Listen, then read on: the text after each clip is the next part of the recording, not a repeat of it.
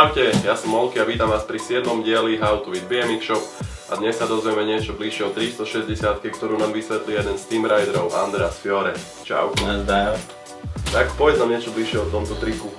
360 je, by som povedal, jeden z najzákladnejších trikov, ktorý by mal určite každý jeden začínajúci jazdec vedieť. Taktiež ho môžete kombinovať s viacerými trikmi, ako je bar spin, tail whip, condor.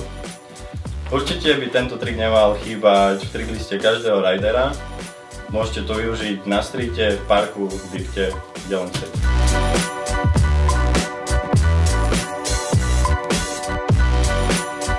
Takže povedz nám nejaké základy, čo treba zvládnuť pred týmto trikom.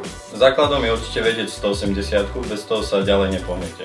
Ak jazdíte ľavou nohou vpredu, točte ju doprava, pôjde vám to ľahšie, bude sa vám to ľahšie točiť a nebudete mať v budúcnosti s tým problém.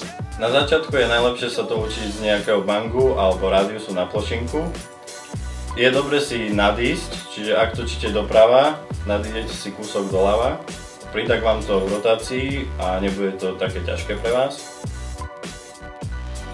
Keď vaše zadné koleso opúšťa koping, tlačíte zadnou nohou do zadnej stavby rámu, to vám dodá na rotácii.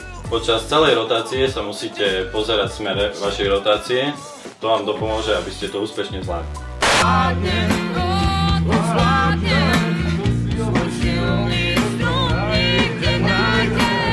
Dobre, môže sa stať, že sa 360 bude buď pretáčať alebo nedotáčať. Čo potom? Ak pretáčate, je dobré ridy nahnúť do protismeru, tým tú 360 trošku stlmíte, taktiež je dobré sa vystrieť. Ak sa trhnete pomaly, tak je dobré sa skrčiť, ridy dať do takého miernejšieho flowu v smere rotácie, nohy prikrčiť a to by vám malo pomôcť dotočiť. Najčastejšou a najhoršou chybou, ktorú môžete robiť pri 360 je, že hlavu natočíte proti smere rotácie. To vám dosť pomalí rotáciu a stane sa, že to nedotočíte. Ďalšou zásadnou chybou, ktorú môžete robiť pri 360 je, že sa moc skoro trhnete, vaše zadné koleso narazí do kopingu a tým pádom ste na zemi.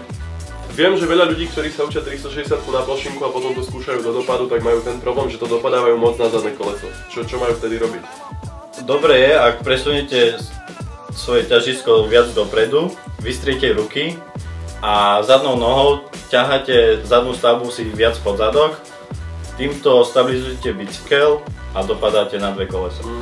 Dôležitou vecou je taktiež pamätať na to, že čím väčší skok, tým dlhší polet a tým pádom to musíte menej trhať. Dobre, takže nejaká pomôcka, keď to chceme prejsť napríklad z toho fanboxu a dávať to z bunny hopu?